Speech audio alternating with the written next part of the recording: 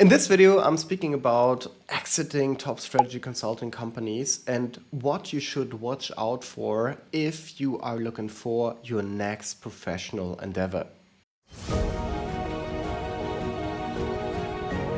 So in the past couple of years, I have helped a lot ex-consultants transitioning out of top strategy consulting. And I would like to summarize the insights from these journeys into 3 points that you should remember in case you want to transition out of a top strategy consulting company anytime soon. The first is the biggest difference in between what you have applied for in the past and what you will apply for now is that top strategy consulting companies all more or less look for the same skill set in their employees.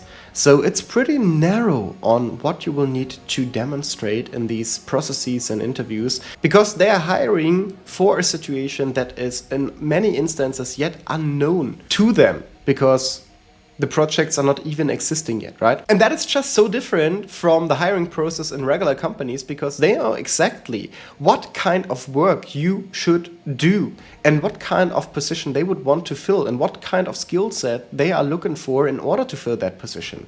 So while at the one recruiting process, you need to demonstrate this generally acknowledged set of characteristics.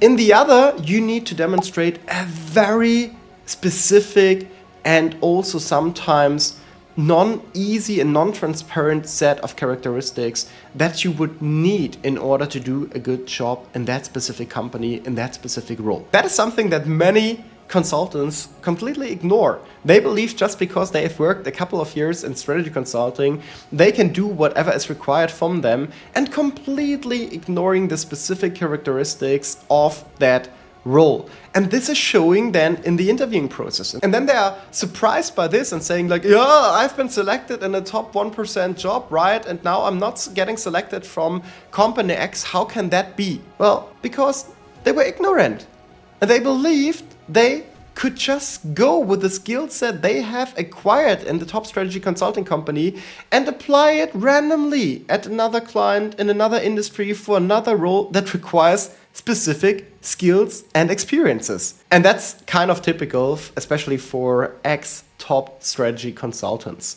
because they have this can-do attitude and they will make it work, right? And all of this is also true. But if there is a discussion around a specific set of characteristics, they better come prepared. So that is the first thing, right?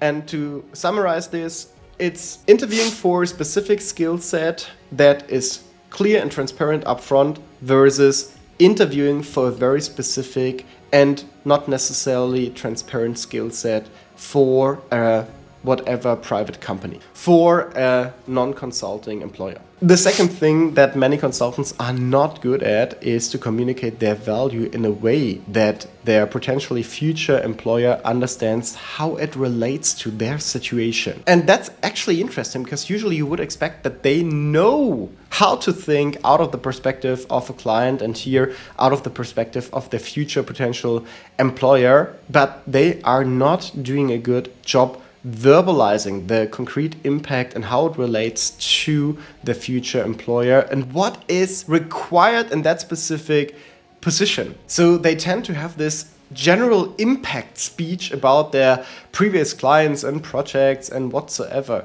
but lacking to break it down in a very tangible way for this employer to actually showcase and prove what this would mean for the job in question. And lastly, the third point is consultants are negotiating like absolute beginners. And I know that's a tough message, but it's true. The reason is also clear because usually they never had any interactions or touch points with negotiations in their job. Because in top strategy consultancies, there's not too much you can negotiate usually, and also the career path are super clear. Everything is set in stone and you are getting a path you can just follow, and then the question is how fast you will do that. And yes, there are regular feedback mechanisms and evaluation procedures and so on and so forth, but none of this is actually sharpening your negotiation skills. So what I'm seeing every single month is consultants that are negotiating significantly under their value.